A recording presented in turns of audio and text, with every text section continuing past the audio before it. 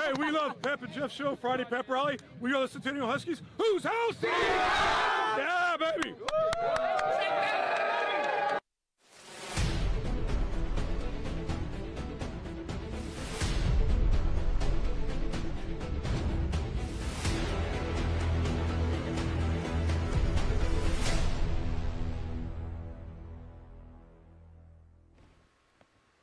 And welcome everybody to the Friday Night Pep Rally here on Riverside TV, quarter-final edition. My name is Pep Fernandez. Ghazal Hassan stepping in for Jeff Gorham. We've got Coach John Rice as well. The big GZ Jeff Gorham is watching live from home tonight. He did the show with, or the game with you tonight, Ghazal, at Ramona, and not feeling great because you guys have a big RCC game tomorrow, so we went home to rest up a little bit. A little bit of the blue flu, huh, Jeff? Come on, Jeff. Hey, he's giddy because his alma mater is doing some great things. Well, I'm sure we'll get to the highlights in a little bit. But no, we miss him. Happy I could be able to fill in here with yourself and the coach over here. Well, Coach, you did so great last week by popular demand. Right. And people are beating down the doors. Bring back Coach Rice. So here you are. Thanks for staying up late, Blessed to be Coach. here. It's a lot of fun, and we had a great night tonight in the quarterfinals. Looking forward to seeing the highlights. Oh, man. Okay, so here's the deal. I think for the first time this season, this show this week was the first time I've kind of been stressed out and couldn't believe what was going on this week because we had so many games going into overtime or coming down to the final play. And, of course, it's win or go home here in the playoffs. We've got a lot of games, and we're going to bounce around. We're not going to go in chronological order. We're going to jump around from division to division. We're going to start in Division 11 because we've got several local teams in the hunt for CIF championships. We'll start with one of the Riverside TV games, Riverside Poly versus Patriot. They played this game at Rubidoux High School tonight. The winner obviously would move on to the semifinals. Guys, before we get to the highlights, Poly's been a great story, and Patriot on the flip side, when you look at the River Valley League, Patriot played everybody tough, including Norte Vista, Ghazal.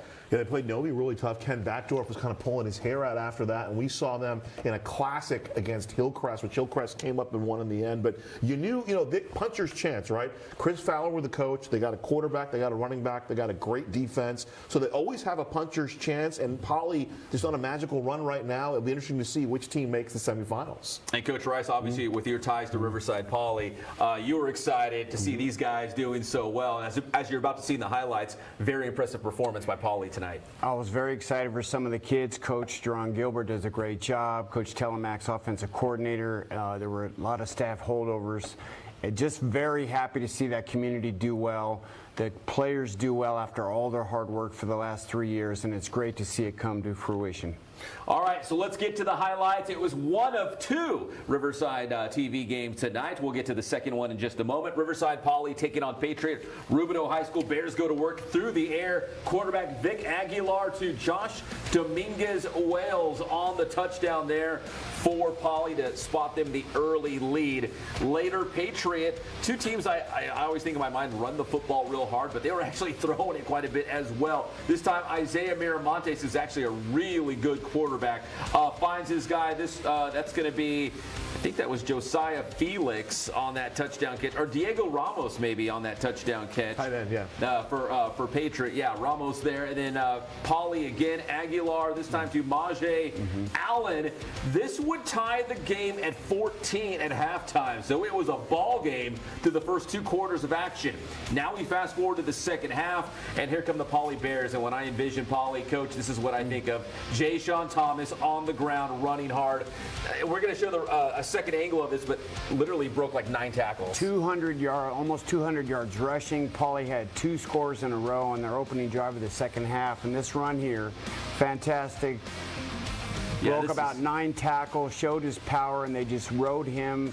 They were four wins in a row prior to this game, and when they started giving them the ball, things started working. Yeah, big run there by Jay Sean Thomas. How about Benji Matthews, who's a defensive lineman, getting in there and throwing a block? And he's a sophomore. He's a sophomore, and he played for us as a freshman. Just a fantastic. He got great pressure also all night on the quarterback. Patriot gets the ball back. Miramontes to Ray Villanueva to cut into the gap, make it a one-score game. They got within a field goal, but that would be it. Riverside Poly hangs on 24-21 as we take another look at that touchdown by Patriot, their final of the game, but they would not be able to close the gap. The Poly Bears are moving on to the Division 11 semifinals. And before, we get to the Ramona game, which we're going to do in just a moment, the collision course of the Rams and the Bears is still alive right now in Division 11, Gazal. I mean, Coach Rice touched on it with Jerron Gilbert doing such a fantastic job over there. I remember they were adjusting. They had to make some transitions. They had some guys hurt. They had some guys who weren't eligible. Now it's all kind of coming together early in the season. And they did a nice job. You made a great point of Coach Telemac coming in and running the offense. And it's been night and day since he's taken over. He has, and he worked very hard for that. And I want to give Pauly credit because 2 out of the last 3 years they've made it to the quarterfinals, and they haven't made it to the finals to get over that hump since Dennis Brown did it in 2014 when they played Revens East Valley. So they finally got over the hump. It's great for the community. They deserve it. The kids have worked hard, and we're hoping they can go in there and do a great job next week. All right, so Poly advances. Ramona taking on Palmdale tonight, coming off a game in which they dropped 70 on San Gorgonio. Could they keep the high-scoring offense up? You're about to find out. Let's go to those highlights. It was another one of the Riverside TV games. Gazal, you were on the call. Why don't you take over on these? So here's Jeremiah Acosta going up, and there's Jake Valenzuela. Come on, let's go. You all know the song. Quick strike early, and they have the early lead, and then they'll do it again. Here's Acosta again, and what a year he's had. And look at that snag by Valenzuela to make it 14-0 in the first quarter. So Ramona off to the fast start, off and running, and then here's Sincere Tolbert bouncing around, pinballing into the end zone to make it a 21-0 game. Here's some hope for Palmdale. They go to the corner. Look at this catch here by Connolly Wimberly. I mean, he just rolls into the end zone in the corner to make it 21-7. But then all of a sudden, Ramona, now Palmdale's getting the ball to start the second half. And then this happens. So a field goal by Jose Martinez, and they try to make a play under a minute to play, and there's Royce Mendoza, and Royce is rolling, as they say, 56-yard pick six, and all of a sudden now it's a 31-7 lead at the half, and just all Ramona here. They ran the ball really well. Ken Mashinsky told me before the playoffs started, hey, our offensive line kind of needs to step up and mature. And the last 2 games, I mean, he went for, Tolbert went for 150 this night. He went for 220 last night. Everything kind of coming together. I think the loss to Novi in week 10, Coach, really kind of they circled the wagons a little bit.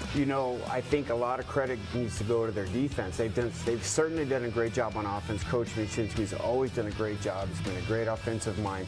But their defense and their staff have come together and made some really great game plans and done a fantastic job. So shout out to their defensive staff as well. They've come up with some great game planning. They've really performed. Gabe Guzman, their defensive coordinator, he was on Ken Mashinsky's first team in 2017. That team that upset Norte Vista, it was a 5-way tie in the River Valley League. There were 5 teams that were 3-2 out of the 6 that year, and so he's the defensive coordinator. I think he's going into his 3rd year as the D coordinator for Ramona. And we were talking about it before the cameras got turned on, Coach, is that just how fundamentally sound Ramona is in terms of tackling. And to be fair, Palmdale was a pretty good team in terms of offense. They had a bunch of playmakers, but whenever a playmaker got the ball, there were 3 or 4 helmets right around him. Ramona very scrappy, very tough, mentally tough. Coach Mashinsky instilled that when he took over the program and developed that as part of their program. It's in their DNA, and they're very tough mentally and very scrappy. And I forgot to congratulate him. 80th career win for Ken Mashinsky between King and Ramona, and they're going to the semifinal. They last went there in 2019. That year they made the Division 13 final, where they lost to Esperanza 42-40 on a 2-point conversion. They were about to go in for the tie. Esperanza stopped them and took the D13 title. They're going to be on the road, grass field next week, another Golden League opponent in Quartz Hill, and it's supposed to rain. So I don't know how that's going to affect the offense, but Coach Mush will figure something out. And you're right, Coach Rice made a great point. Their defense has also really grown and matured. And we saw Louis Mena today. He's just a sophomore making plays. Peter Mess has been great all year for them. In the defensive secondary, you saw Royce Mendoza with the pick six. And we didn't call Michael Perez's name a whole lot today, but he's been very consistent for them all year, kind of on that back line as that strong safety. All right, so we've got Poly on one side of the bracket. We've got Ramona on the other side of the bracket, so they could potentially advance to the finals. if they both win in the semis. Let's go ahead and take a look at the scores in Division 11, and we'll also update the brackets as well. Again, 52-7 for Ram High, Poly 24-21 against Patriot. We also had Linfield Christian from Temecula in the Division 11 bracket with the Lions. Deshaun Burns, great season, but it comes to a close in the quarters, 40-17 against the top seed Quartz Hill. And one other score, because it will impact our local teams, Westminster. That is correct. 3-0 against Cantwell Sacred Heart. So Westminster is moving on. So what does it all mean? Here's Division 11, the semifinalists. Ramona on the road at Quartz Hill, and Riverside Poly will be at home against Westminster. Guys, before we move on, your thoughts about Division 11? I don't know, Coach Rice. You've been around the block quite a bit. I don't know if you know anything about Quartz Hill or Westminster, but as we try to size up a potential Ramona versus Riverside Poly final, what do you think of those semifinals first? I think there was some defense played, obviously, in the other game. It was 3-0, and Riverside Poly needs to ride Deshaun Thomas, and they've got to do that and run the ball. And so we'll find out if they can continue to run the ball, control the clock, and play good defense. If they do that, they have a great chance to go to the final. Yeah, I mean, Jerron Gilbert, that's what he does, right? He believes in the ball control. He's a defensive guy. He runs the defense for Poly. But, Victor Aguilar, you got a chance to coach him, Coach. He's really matured this year as well, and he's got some weapons. DeMaje Allen, we saw Joshua Dominguez-Wills, and Matthew Henry's developing, just a sophomore, playing well. You mentioned Benji Matthews now. They're using him on both sides of the football. It's that time of year, right? I talked to both head coaches today, Ken Mashinsky and Andrew Coleman for Palmdale. And they saw it's that time of year, right? We both got 4 or 5 guys playing on both sides of the football because that's the time of year that it is right now. And if you're a coach and you're around football at all, it's not where you start. You want to peak at the end of the year. This is the time that you peak. You go through some bumps and bruises. You find out your identity. People step up. The cream rises to the top, truly, in football, and we'll see how that goes. Poly seems to be maturing and peaking at the right time. The same thing with Ramona. All right, so that's Division 11. I just want to give a quick shout out to our director, Jason Sipe, who does such a great job each and every week. Don't freak out, Jason. Yeah. I think I've got more new, fresh video coming in right now. We may or may not show it tonight. I don't know. We'll see if I can edit it as I'm talking as we're doing the show. Hot off the high-speed newswire. Yeah. Yes, it is. And I had to butter up Jason first, just so you know, just because I know I'm going to add He does a great job. We all work with Jason. We may have to fill some time here while he's editing. Yeah, you guys. I might just look at you guys and be like, okay, go ahead. Keep talking over here. Like I mentioned, we're going to be bouncing around division to division, not exactly 1, 2, 3, 4, 5.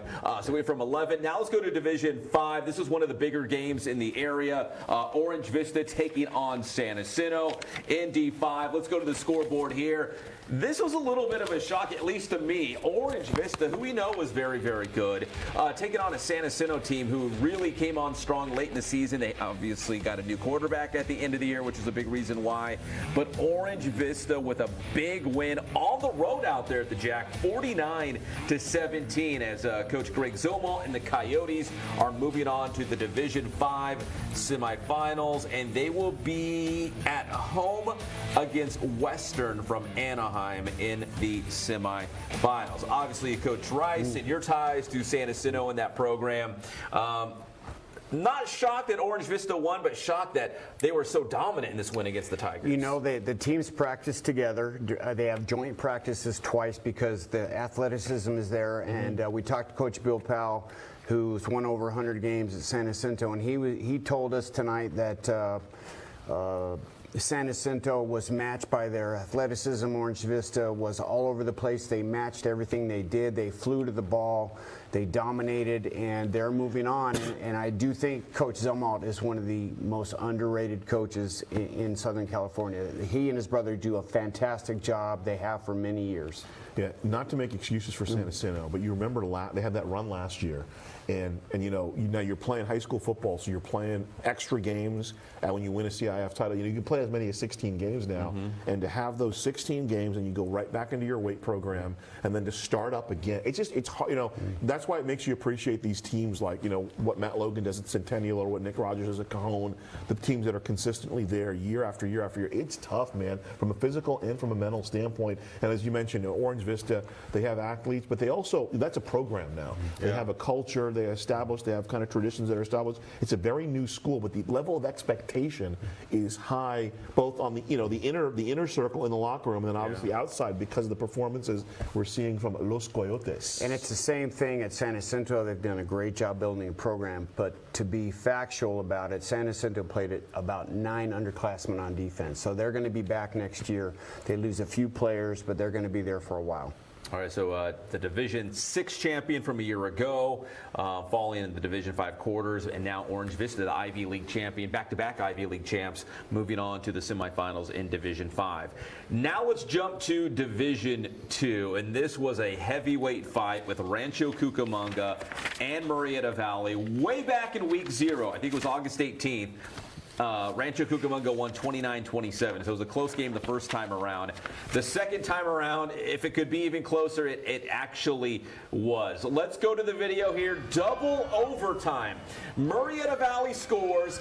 They go for the 2-point conversion and the victory. Why not, right? In double overtime.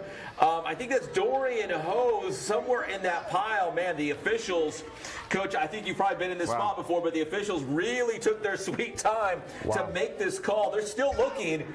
Did he get in? Finally, they put the arms up. It is good. The 2-point conversion counts, and Murrieta Valley wins by 1 on the road at Rancho Cucamonga. I think we have, one more angle of this from the field. As Murrieta Valley, they scored the touchdown in OT, so they were down by 1. They elect to go for 2. And they got it as the Nighthawks advance to the D2 semifinals to host Mission Viejo next week. Coach Rice, we were kind of watching this unfold in real time. We knew it was going to be close. I didn't know it was going to be that close, but I knew it was going to be close. 2 great programs slugging it out. If they played 10 times, they may win 5 each. And Mission Viejo, Coach Dad Johnson, we were coached together at Bosco. That's going to be a great matchup. You don't want to miss that one. I mean, great regional matchup for the IE, the Baseline League against, I guess it was the Big West, right? Big West upper, They were in the Southwestern, so 2 really good leagues. Both those teams were tremendously tested, and I love when coaches, my favorite line is scared money never wins. Whenever a coach goes for 2 for the win in overtime, an angel gets its wings. That's my version of It's a Wonderful Life. It's a Wonderful Football Life, George Bailey. The money's not here, Pep. That's it's right. in John's house, and Jason's house, and Scott's house. That's right. But no, tremendous football game. It's a great high school football game on a Friday night in November. What it's supposed to be. Oh my gosh, 2 great programs, and now that the Nighthawks are 1 win away from going to the championship game in Division 2, but now they got Mission Viejo, was the team that actually knocked out Centennial a year ago in Division 1, so the Diablos obviously very good. Speaking of Centennial, let's go to Division 1 now. Centennial at home let's go to the scoreboard first in Division 1. Mater Dei moving on against J. Sarah, 38-zip. Not a big shock there as the Monarchs are going to the semifinals again. Also tonight, St. John Bosco, 35-10. Coach Rice coached at Bosco, so we're going to have a Bosco Centennial semifinal. I've heard that before, Coach. Yes, they face each other 4 times, 2013 through 17 or 18. I was lucky enough to be part of two of those games. A fantastic matchup, always hard fought. Going to be a great game to see. You don't want to miss that one either. And they were down 10-0. San Clemente jumped out to a big lead, and Bosco overcame them, I'm sure, with coaching and talent.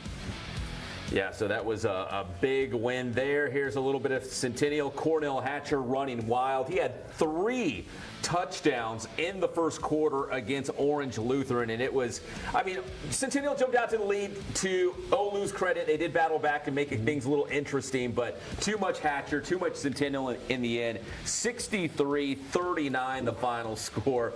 If you're going to try to fight fire with Centennial, most times it's not going to work out because they just have too much. And they did Orange Lutheran's credit, they did get close, and then Centennial pulled away from that. I believe it was 21-0, and then it was 28-21, and then too much Centennial.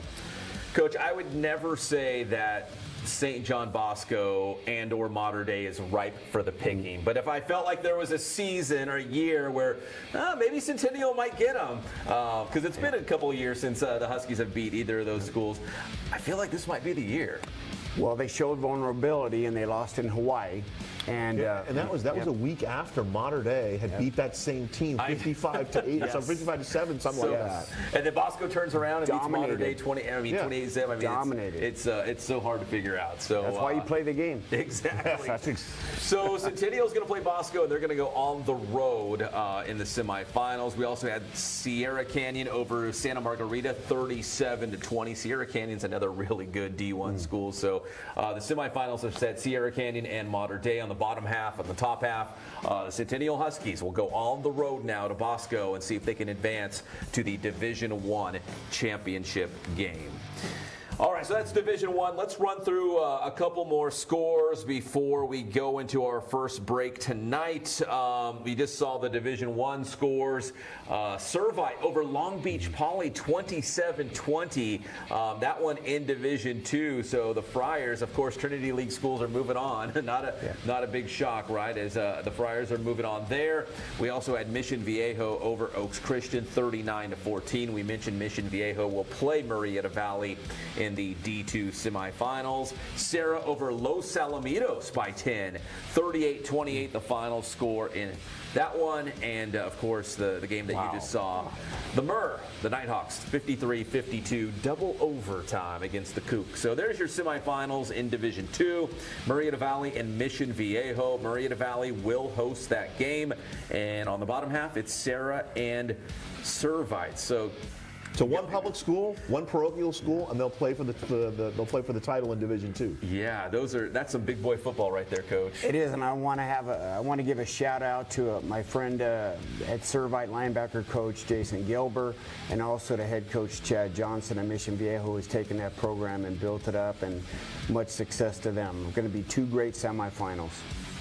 All right, so that's Division II. Moving along now to Division III, we had Chaminade over Villa Park. That final was 30-16. We did have a couple locals we'll get to. Warren over Oak Hills, 34-33. Wow. Win by 1. And our local teams here, we had Citrus Valley and Cajon out of the CBL. Cajon going on the road and losing at St. Bonaventure by a final of 37-19. So that was not a final there, but nonetheless, the Cowboys fall on the road, 37-19 the final. And Citrus Valley, wow, in a game that was crazy, and the Blackhawks looked like they were poised to advance and knock off the #1 seed, but San Juan Hills storms back with 4 fourth-quarter touchdowns to shock Citrus Valley, 42-35. So if Citrus Valley and Cajon both would have won, they would have had a rematch in the semifinals. Wow. Neither advanced. So there's your Division III semifinalists, San Juan Hills and St. Bonaventure, and Warren and Chaminade. Man, it sure, especially for Citrus Valley, it sure looked like we were going to have at least one local team in the semifinals in D3. And we're well represented. The IE is very well represented. That was a shocker, but hats off to San Juan Hills. They were the #1 seed, and they played up to that tonight. Yeah, it's just a tough way to go out, especially for Citrus Valley, and Cajon battled as well. And that was Division III was a good division for IE teams. You would hope one would have gone through, a couple teams would have gone through for the semifinals, simply not meant to be. But still, great season overall for both those teams. Yeah, absolutely. There's always a couple divisions when the brackets come out. I always feel like, okay, we're going to get at least one local to get to the finals. Yeah. I thought Division III was one of them. Division V was another one because we had some really good teams in D5, and that's where we're going to go next. Let's look at a couple more scores before we wrap up this first segment. In Division I think that's Division 5, right? Yeah, that is Division 5 because Foothill beat Aquinas in the previous week. Now Newberry Park beats Foothill 41-34, the final score in Division 5. Also in D5, Western over Apple Valley. Apple Valley is pretty good. Yep. So for Western to win by 30, I mean, that's kind of crazy right there.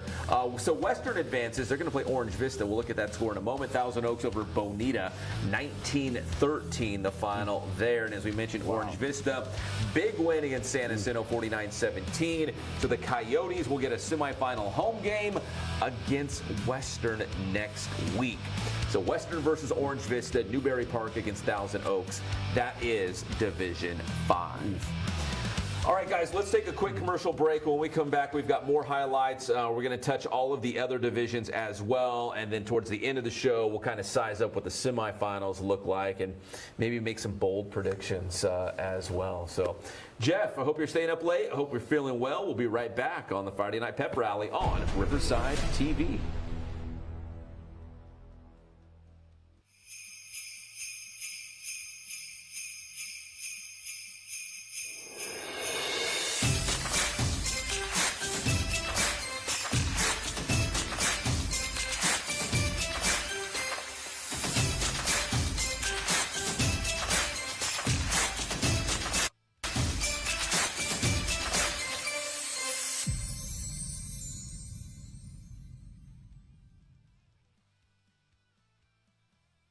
You're watching the Friday Night Pep Rally with Pep Fernandez.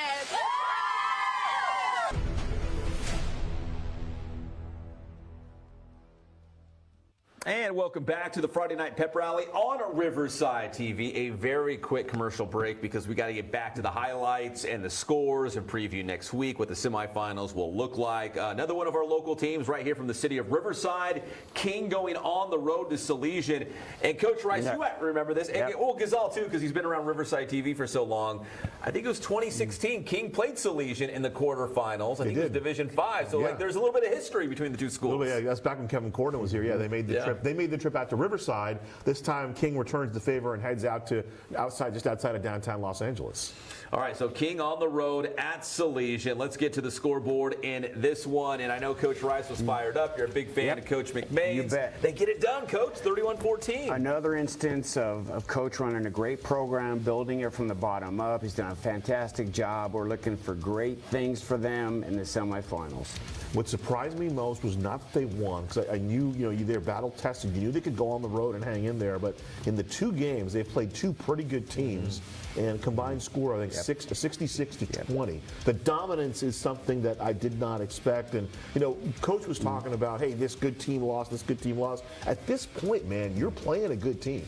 And I know a lot of teams, a lot of people look at the seedings and the ranks, and you try to do the formulas. But you know what? Ultimately, you're going to have to beat somebody who's really good if you want to advance. And Ken Mashinsky and I had that conversation today. And Coach Rice mentioned it, peaking at the right time. Are you playing your best football when it counts the most? And that's really what it comes down to, because as we've learned tonight, the margin for error now is minuscule. You got to play defense. And again, they gave up 14 this week. Last week, they shut down Lakewood. So again, defense. You got to play some defense. And again, they're under promoted. They just go out and play defense 2 games in a row. Great job by their staff as well. Javez Robinson's defensive coordinator over there. Shout out to him. He does a great job with Coach McMahon's. Why reinvent the wheel, right? Just if you play great defense, you're going to have a chance to win a lot of football games, especially in the playoffs. But going back to the Royce Mendoza, you always talk about, and Coach, you're a defensive guy, so you'll appreciate this. You always talk about the playmakers on offense, but there are playmakers on defense too. And like we talk about Benji Matthews with Pauly and Royce Mendoza with Ramona, and you look down the great defensive players, the Lawrence Taylors and Ed Reeds of the world. Those guys make plays too, and sometimes in a tight game, you need them to make a play. Yeah, and another person to shout out for Pauly, who really hasn't had the recognition he deserves, is Paul Robles Jr. Done a great job all year leading that defense. His dad coaches the linebackers, just done a great job building that defense up. And congratulations again to Pauly for playing great defense. And King, same thing. Yeah, so King is moving on, as is Pauly. King will be on the road at El Dorado in the Division 7 semifinals. So King will be on the road. Pauly will be at home. Ramona's going to be on the road. And we had a fourth Riverside school in the quarterfinals trying to advance to the semis. And that would be, well, last year's CIF champion, California School for the Deaf Riverside in Division II 8-man. We have some video from the game. You might not be able to see it very well. Jason, whenever you're ready, go ahead and take it. Wow. If you've been to an 8-man game, you know they use a lot of portable lights. It's maybe not necessarily like a stadium, but they create fields because it's not the same size as a normal football field. And I don't know if we've seen a final score yet, but the lights were out. They started late. So You know, that's the lowest score you're ever going to see in an 8-man football. California School for the Deaf was up, as I remember, at the half, right? we We didn't have an exact score, but we knew they were ahead. I'm checking right now. They had a sizable lead at halftime by several touchdowns. So I'm confident to say CSDR moved on. I'm trying to run down the score real quick, but assuming they went to the semifinals in Division II 8-man, where is that at? Even because I think they said our guy Patrick was out at the game. Yes, it still says missing score. He was out there at the game, and I think he said they were kicking off around 8:30. So when we saw the halftime score, like around 10 or 10:30, where I was like, oh, well, they haven't updated the score. And our guy Jason back there was like, no, that's probably correct because they started so late tonight because of the light situation. So if CSDR moves on, which we think they would, then we'd have 4 Riverside schools, guys, in the semifinals, and at least one of them will be hosting next week, and that's Poly. Yeah, great. I mean, what a great year for them, Riverside Poly, to be able to host this semifinal game. Reminds me of that 20. You brought up the Kevin Corden team in King in 2016. They went on that run and were able to host. I don't think they hosted the semifinal, but they hosted, I think, the first 2 rounds. And don't forget Dennis Brown, 2014. Built that program up in 2 years, and they played Redlands East Valley. So the history's been there. It's just been a few years that they were out. And again, 2 out of the last 3 years are in the quarterfinals, so Poly's taking that next step. It's great to see Riverside schools be prominent and get some recognition they deserve. IE plays great football. We do, and we've got a lot of local teams across the Inland Empire that have advanced to the semifinals. In fact, I don't remember a year where we had this many. We always have like a handful, but we've got at least more than a dozen teams. I asked Jeff Gorham. He couldn't remember. He can't remember much, but I asked Jeff, I said, when's the last time 3 Riverside teams were in the semifinals? I asked actually Ken Mashinsky that, and I remember in, I think, 07, 08, there was the last year that because North won back-to-back in 06 and 07, and I think they played Ken Mashinsky's King team in the semifinal that year. So it was at least 2 Riverside teams in the semis in that 07, 08 year. So Riverside schools doing well, and it's not over yet for at least 3 of them, probably 4 of them, depending. Jeff Gorham, from what I've been told, is hanging out in the live chat right now. So if you know the CSDR score, that's who's insulting people. Under an alias. No, drop it in the live chat, and they'll relay the message to us. Bob Davalina. Yeah, you're not fooling anybody, Jeff. You're not fooling anybody, Gorham. He loves conversing with the people out there, all the football fans. Del the Funky Gorham. Yeah. All right, so Division 11, we're hoping for a Ramona versus Riverside Poly final. That'd be pretty awesome. In Division 9, we could have another all-local final with Kaiser and Vista Del Lago still in the hunt for a Division 9 championship. We got a little bit of video from both those teams. Let's start with Los Osos versus Kaiser. I got a ton of video. I didn't have time to get all of it for Jason.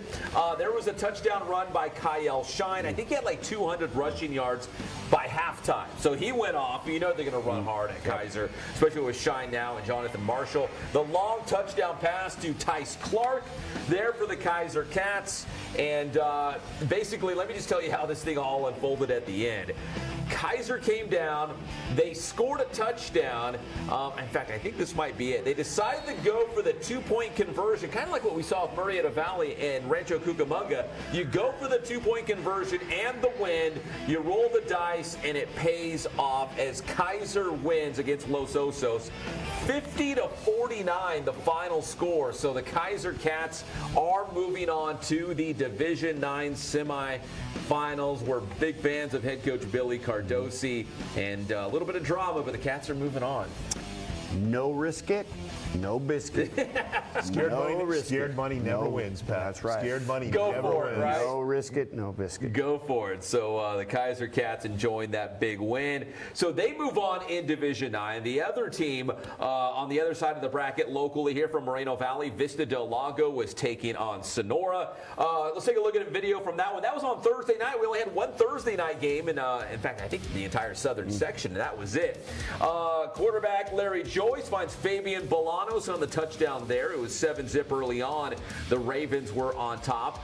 It was 7-7 at halftime. Fast forward now to the third quarter. A 70-yard play by the Ravens as that receiver gets behind the secondary. That would set up another Vista Del Lago touchdown. So they built a 14-7 lead on the road at Sonora, which I believe is La Habra. Does that sound right, Coach? Yep. I think so. And then later in the third, big 30-yard run by Vista Del Lago. That would set up another touchdown pass by Larry Joyce as Vista Del Lago wins 21-7. So the Ravens are moving on. And again, when you look at the brackets, we got VDL on one side, we got Kaiser on the other, both advancing to the semifinals. Coach, you know Coach Tui a little bit down there, Coach right? Tui, again, I'm harping on this defensive thing, but it's true. Coach Tui has been a great defensive mind and a fantastic job building his program with defense again, and he gives up 7 points. Great coach. Shout out to them, doing a fantastic job in representing the IE going into the semifinals. Kind of a similar role to Ramon. I remember Vista Del Lago, they lost that tough, tight matchup with Poly, which got Poly the AQ out of that league. And then, but you knew Vista Del Lago was going to get the at-large bid, and now they've done something with it. They go to the semifinal, and they've really been consistently a very good program. I thought it was a bit of an upset when Poly beat them in week 10. Yeah, I think it was too. In fact, you're about to hear from Coach Tui in just a moment. I had a chance to talk with him earlier today. We recorded it for the show tonight. He said, to piggyback off what you said, Coach Rice, the last night against Sonora was their best defensive game of the entire season. He was very happy about the way they're playing defense right now. And to what you said, Gazal, against Riverside Poly, yeah, they stumbled a little bit. Nothing to take away. The Riverside Poly Bears are a lot better than I think what people were assuming this season. So he's like, nothing against the Bears. They played a great game, but they did not play a great game. So he's feeling like, hey, they're playing their best football right now. You talk about peaking at the right time. They're peaking at the right time. Yeah, precisely. All right, let's hear from Coach Tui again. This was just this afternoon, talking about that big win against Sonora, playing great defense, and now going on to the semifinals. They have been consistently good, starting at Division 14. And last year they're Division 8. Now they're in Division 9, and they are still good. Here's Ravens head coach Michael Tui. And now join us here on the show. These guys are already into the semifinals because they played that one game on Thursday night. It is Vista Del Lago head coach Mike Tui and the Ravens moving on. Coach, 21-7 on the road at Sonora. It was a 7-7 game at halftime. What did you guys change at halftime? What were the big plays in the second half? Not much. We didn't really capitalize in the first half the way we wanted to. That's a really good football team. They were a nightmare to prepare for on defense, but we did a hell of a job slowing them down. So, Coach, second half we went. Sorry about that. Second half we went, a little bit more cover 2 versus cover 3, and gave them a little bit more trouble when they were trying to find the over route in the seams. So, Coach, here we are on this Friday night. Are you going to, I can't remember the other team, Orange against somebody else. Are you going to go scout that game? Do you try to relax on a Friday night? What do you do now? I'll be there. I knew you would. Yeah, no doubt. So, Coach, when I look at the last several years, we were just talking about this off the air because I don't have the stats in front of me, but when Vista Del Lago started to put together these long, deep playoff runs, you started in Division 14, which was the bottom. And you're in Division 9 this year. You're in Division 8 last year. But it's like you guys continue to make these playoff runs despite moving up in division. What do you think's the key to the Ravens' longevity? It's the kids, it's the staff, and it's the culture we've created. We expect to do that. Not like it's given or anything, but. Coach, what is the key? How can you explain how you guys have had so much success in bigger divisions year after year after year? Yeah, just the culture and the kids really buying in and understanding. Hey, when we get in, we want to handle business and make sure we, keep going as far as we can in these playoffs. I know we've hit roadblocks the last few years, but we believe we're ready to get over it this year. There's some good teams in Division 9. Coach, when you saw the brackets, did you feel like, hey, our team, why not us? We can make a run. We can string together a couple wins here. Yeah, when we lost to Poly at the end of the year, they're becoming a really good football team. So I think a lot of people were sleeping on them, and we didn't overlook them. They were a good football team, and we didn't play as well as we should have that night. But yeah, we're feeling good right now. Defense is really stepping up. We've held our last two opponents to 7 points in the playoffs, and offense is handling their business. Like the end of the game, the last drive was a 5-minute drive to ice it. So couldn't be prouder of those guys too. So, Coach, in that game last night against Sonora, who really stood out for you guys? Well, Fabian Bolanos is an absolute stud. Both two-way guy, just does everything for us, and he's just a dog, always showing up.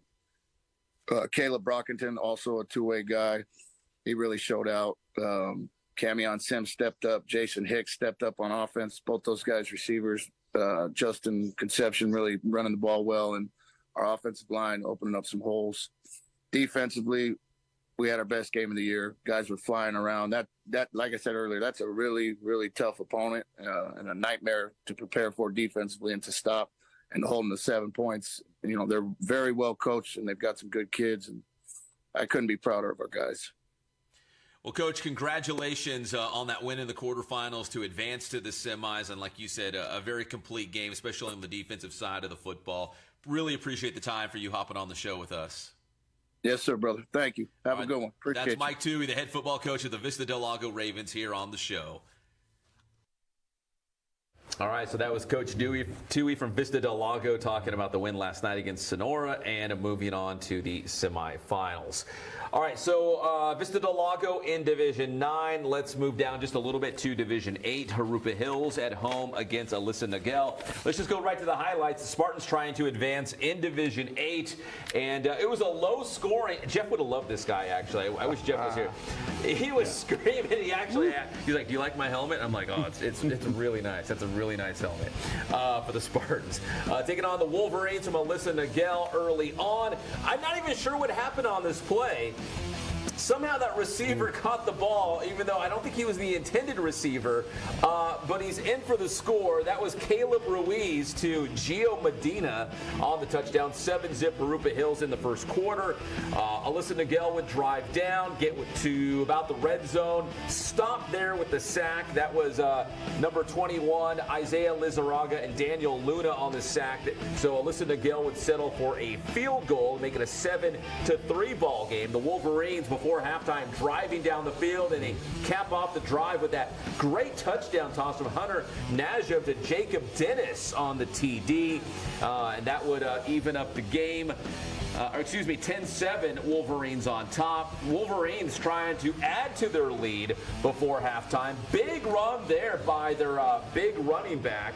That's going to be number 5, where did his name go? Jarrett Sabol. And then another big pass play to get the Wolverines on the doorstep. On fourth down, they decide not to go for it with just a couple seconds left in the second quarter. Wow. They try the field goal attempt. It is blocked by Jurupa Hills. It might not seem like a huge play, but it was a huge play when you look at the final score, because Jurupa Hills wins 28-27. If the Wolverines had that field goal, maybe obviously math tells you that's a different outcome.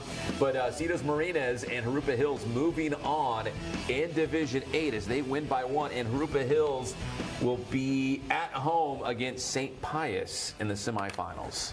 A shout out to Jurupa Hills, our quarterback, Caleb Ruiz. One tough hombre, very tough. Did you play against him? We played against him, very tough. Got to saw out a video on him, very tough leader, tough kid, tough as nails, strong leader. Not surprised that they won a tough ball game, and never underrate the effect of special teams, ever. battle of a couple of movies, right? The Spartans from 300 and the Wolverine from the There you go. X-Men. Or if you're a little old school, if you're an 80s kid like me, then it's Red Dawn, obviously, the Call of Wolverine. So next week, if Harupa Hills wins, Gorham, you got to come and do the This Is Sparta deal. Oh, and yeah. pound the table. There This you is go. Sparta. But yeah, I mean, we talk about, Coach Rice and I were talking about, the little things, right? The attention to detail, the margin for error. Yeah. And there you go. A missed field goal, which, as you said, seemed fairly innocuous, seemed At the fairly time, harmless. yeah. And then at the end of the game, you look at those points, and I know he's going to pull his hair out in a moment. You look at those points you leave out on the field sometimes. And again, as the playoffs go forth, as we all know, teams get better, the margin for error gets smaller and smaller and smaller, and then ultimately decides a game like that. Yeah, because you would think it would be easy to take that play off. 3 seconds on the clock, you're going into halftime. It was a short field goal. It was an extra point. And it was a big play there for Harupa Hills as they move on. All right, so let's go back to the scoreboard here on the Pep Rally and run through a couple more of the divisions. Miracosta and Cyprus. Miracosta wins 45-27. That is Division 6. And Miracosta will play Murrieta Mesa. Simi Valley over Korean Lutheran 27-7 the final.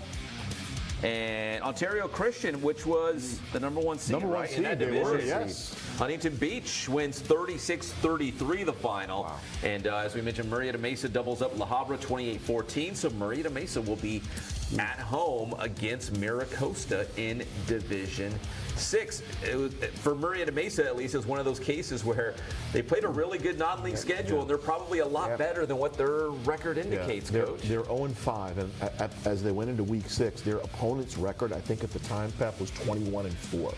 So they were 0-5, but it was, man, that's a tough 0-5, and you knew that something was coming up with Murrieta Mesa, and you knew they do a great. Oscar McBride, their head coach, Notre Dame guy, did a fantastic job.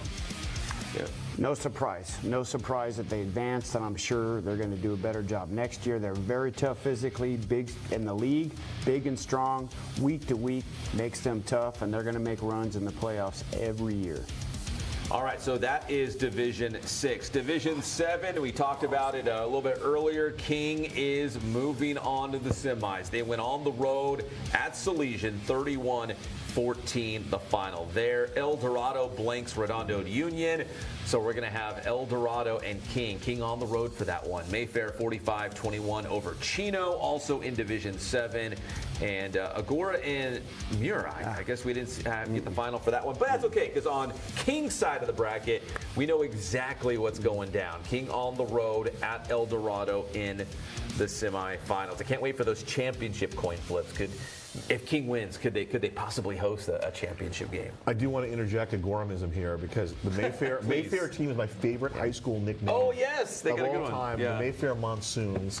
That is the best high school nickname. I'll just say Southern California. We got a couple of them. They got the Iron Men and stuff like that, but the Monsoons, man, that's the real deal. That is a good one. That is a good one. So King on the road at El Dorado in Division 7. Let's move on to Division 8. A couple scores there. Again, Harupa Hills over Alyssa Nagel, 28-27 the final there. Congrats to the Spartans. They are moving on. Also in Division 8, Charter Oak, 23-7. Better than their record indicates, I guess, Coach. How about Charter Oak, Coach? They get in 2-8. They apply for an at-large. Not only that they get in, and now they're going to play in the semifinals. Another case, Coach Dom Farrar, of course, from a great coaching background, his dad. Lou Farrar was the mayor of Charter Oak, passes that legacy to his son. Great program. Again, another case of peaking at the right time. Very humble coach. Very happy for him and his program. Them not succumbing to a lot of pressure early when they started out poorly. Great job. Wishing them all the best in the semis. All right, moving on. Highland over Brentwood, 34-27. The final in that one. St. Pius did win, because we know it's going to be St. Pius at Harupa Hills in the semifinals. So there's how Division 8 looks. Now to Division 9. We saw some of the highlights of the local schools, Kaiser and Vista del Lago. We'll get to that in a second. Rio Hondo Prep beats Orange 22-13. So we'll see Rio Hondo Prep next week. And Los Osos and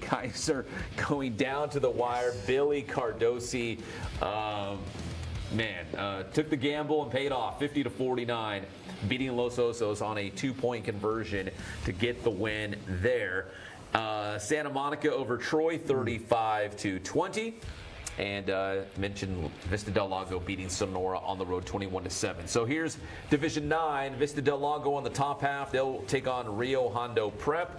And Vista Del Lago, hold on, I just had the things up. Vista Del Lago will be at home for Rio Hondo Prep. And Kaiser taking on Santa Monica. The Cats will also be at home in the semifinals. So could be an all-local championship in Division 9. Division 10, let's take a look at some of the scores.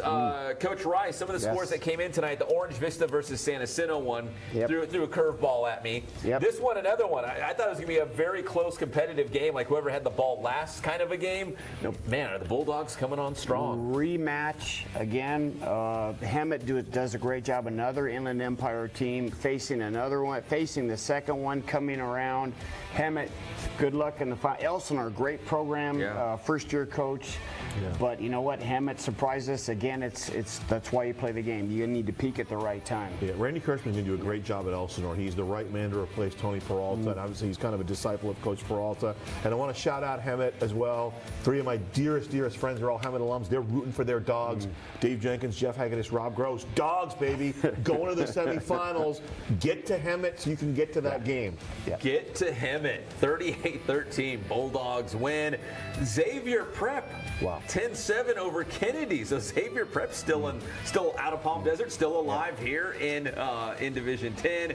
Let's see, what else did we have in D10? Redlands at home tonight against Torrance, 21-14. The Terriers experiencing a bounce-back season, but it comes to a close here in the quarterfinals, losing by a touchdown at home. And Beckman and West Covina. And we're still looking for the final score on that one, but we do know Hemet will be taking on Torrance, and Hemet will be playing on the road at Torrance here in the Division 10 semifinals. It's interesting. Hemet is the Hemet of the Inland Empire. Torrance is kind of the Hemet of the South Bay, right there, south of Los Angeles. That is going to be a long drive. And by the way, I miss Gorham already because he can't mispronounce Xavier Prep if he's not here. But next week, I'm rooting for them to win. You're going to have a Xavier Prep versus I thought he said Xavier. Xavier. So next week, Xavier Prep's got to win so Jeff can mispronounce their name on the Prep Rally next week. It's what he does best. He's so good at it. He's so good. All right, moving on. I think this is Division 12. Cerritos and Western Christian. Western Christian actually had a pretty good, strong season out of the Mesquite League, but they fall to Cerritos tonight, 55-44, in a high-scoring game there, combining for just about 100 points there. Also, Arrowhead Christian, my mighty Eags. Apparently, it was bad news from the start for the Eags as they lose at Santa Fe, 32-14, the final score. So the season is coming to a close now for ACA. Coachella Valley, 52-35 over Don Lugo. When you talk about those desert schools, Palm Desert, Palm Springs, Xavier Prep, people forget to talk about Coachella Valley, Coach. They're pretty good. One town, one team, play some great football out there. Can't underestimate them, and they're moving on to the semifinals. Yeah, all those leagues, Pep, out in they're always so competitive. Yeah. You know, you're always, because anybody can beat anybody in those leagues. I got some buddies out there. I'm like, who's the best team out there? And they're like, I have no idea. Like, they're all so close. Let's see. Ukaipa was not in the quarterfinals. So I think that's an old score. Okay. So that was Division, what were we in? Division 12? Yeah, so Coachella Valley and Cerritos and Santa Fe against Yucca Valley. That is Division 12. Division 13. We had Santa Monica over Montclair, 45-42, and we also had Walnut over Los Amigos, the Friends. Desert Hot Springs, talking about some of the schools in the desert. Yeah. Wow. They haven't been too good. I don't know how else to put it. They haven't been very good in a long time, but now they're in the semifinals in this division, Division 13. Didn't they get? I believe. Correct me if I'm wrong. They got in on a tiebreaker, correct?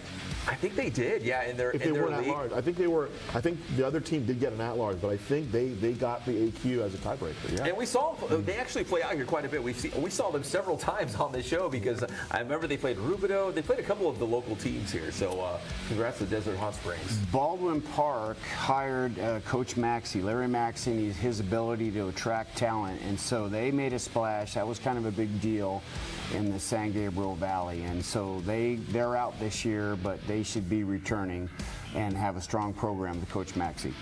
All right, very good. And also in Division 13, Cardinal City getting a little bit of revenge against their Mountain Valley League rival A.B. Miller. The Rebels won 28-14 just a couple of weeks ago in league play, and the Cardinals turn it around here in the playoffs, 44-27. So now San Bernardino will host Walnuts in the Division 13 semifinals. On the other side, it is Santa Monica and Desert Hot Springs. I would be all in on a San Bernardino Desert Hot Springs championship game. So all IE.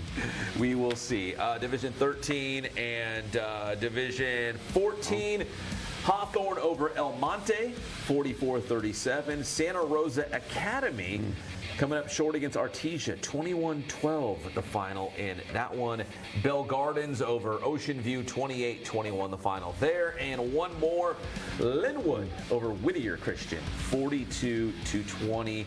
Here's your Division 14 semifinals, Artesia versus Bell Gardens and Hawthorne versus Linwood. I am going to refresh my scores one more time before we get out of here, just because I want to see if CSDR won. I am confident that the Cubs won, but let's see. Is their final score out? 21-12 final. Cue the drum solos. Right? Yeah, they're to be determined. Maybe they're still playing. Maybe it is the longest game in high school football history taking place right now. So, no score yet, at least online. Faith Baptist beat Cornerstone Christian from Wildemar 59-28. So remember, they're kind of like rivals now, CSDR and Faith Baptist. So that could happen again in Division 2 and 8-man. And Santa Clara over Windward. Did Jason really make an 8-man bracket? Awesome. Laguna Blanca against Milken. That'll be tomorrow night. So you're going to have to wait for all you big 8-man football fans. He sure did. Division 2, 8-man. Jason did it again. So we're going to assume CSDR advanced, right, for the sake of our conversation here. So Santa Clara on the top half, and then down below, Faith Baptist against the winner of tomorrow night's game between Laguna Blanca and Milken. So CSDR versus Faith Baptist in the championship, maybe, probably, potentially. So that's 8-man Division 2. Remember, CSDR won the Division 1 championship a season ago. As a teaser, next week, I guess we're going to have another pep rally here on Riverside TV because we've got so many local teams playing in the semifinals. And Jeff Gorham, when he comes back, not only will he mispronounce names, he will also unveil, I'm stealing that from Gazal. He will also unveil his all-Gorham team, his all-city team for Riverside. So offense, defense, it's the all-city team. He will unveil it next week on this show. Do you get a turkey leg for that? No, I was going to say, He's got you something. Gorham is not a turducken guy. So we got to figure out what he likes, and he'll bring something baked, some sort of casserole. You know, I see Jeff as being a big casserole I'm trying to guy. think, what is Jeff? If you're watching, text me right now. What are food-wise? What are you? What's your kimchi. thing? He's got to have Coach Jadek come Coach and bring his kimchi. That's right. He will be waiting for that, right, Coach Gorham? He will be waiting for the kimchi. It's worth it just to see Jeff eat with chopsticks. And make those faces. All right, so that'll be next week. The all-city team here for Riverside. Jeff will unveil that next week. Real quick, guys, before we get out of here, it's almost midnight. At least for the semifinals involving the Riverside schools. Again, we were going to have Poly at home against Westminster in Division 11. And on the other side, Ramona on the road at Quartz Hill. Coach, let me start with you. At this point, reaching the semifinals is a big deal. And what do you think are keys to victory at this point in the season? Just don't beat yourself, mistakes? I think you're there. You have a senior-heavy team. I think there's 30 seniors. This is their shot. They got to ride the horse that got them there. And Jayshon Thomas, they got to play great defense, and they got one game to play. They got to go for gusto. Don't play it safe. Just keep doing what they've been doing and take that shot. Gazal, any thoughts on these two teams? Because you've probably seen them the most throughout the year. I have a feeling that Poly Westminster game is going to be like old school, you know, old Baltimore Colts, New York Giants from the 50s. Just, you'd like to call it a slobber knocker. Sure. Just, you know, smash mouth, you know, both teams playing good defense and ball control. I could see that Ramona Quartz Hill game turning into a bit of a track meet, though, depending on what the, you know, now Ken Mashinsky seems to be convinced that it's going to be wet and rainy on the grass field next week. So that may affect how they have to manage that offense. And then as far as King goes, you know, that's going to be a tough one for King to have to go on the road. But, you know, like we talked about all night here, semifinal, you're going to have to play a really good team and deal with some adversity. And play great defense and peak at the right time, which is what King seems to be doing. We want to wish Coach McMains, Coach Gilbert the best in what they're doing, and Coach Mashinsky to represent the Inland Empire. We're proud of you. You've done a great job. We're continuing next week to root for you and hope we have some games here and some good news. Here's a factor I should have brought up. All three teams, whether it be Poly, Ramona, or King, they'll have very good special teams. They have good return men. They have good punters. They have good kickers. Yeah. And we saw today, you know, that Herpa Hill score. If it turns on special teams, it could be an advantage to those Riverside teams. Coach's watch is going off. It's time to go to bed. That's his bedtime alarm. Hey, get in bed. It's too late. But it is midnight. We appreciate you staying up late. We'll do this all over again next week because we've got so many local teams advancing to the semifinals, including 3, probably 4 Riverside schools. Man, it'll be a great problem to have if we go into championship week, the week of Thanksgiving, and we've got like 4 Riverside schools playing for titles. That'd be 3 different games because obviously Ramona and Poly would be in the same division. But yeah, what a year for Riverside football. Any final thoughts, Gazal? Just Riverside football, period. I mean, it was great. We're out at Ramona today, and the air's a little bit crisp. It's a little bit of a chill. We had the jackets out today. Both Jeff and I had the jackets out today. And just, you know, playoff football. We did not get the thriller like there was over at Rubidoux between Patriot and Poly. But, I mean, it's just, you know, it's that time of year. It's the most wonderful time of the year. It is. I view it a little bit differently. I like the most wonderful time of the year is CIF playoff season. Hey, Coach, you know this. If you're still practicing at Thanksgiving, you've done something right. Yeah, after practicing in the morning, you have a get-together, you have donuts, coffee, lunch, whatever it is, but that is an honor to be practicing on Thanksgiving Day. It's a sign that you've arrived. All right, we'll find out who's going to be practicing and playing the week of Thanksgiving. That would be the championship week, but first things first, of course, the semifinals next week. From everyone here at Riverside TV, we appreciate you staying up late. My name is Pep Fernandez, and we'll see you next time on your favorite show, the Friday Night Pep Rally on Riverside TV.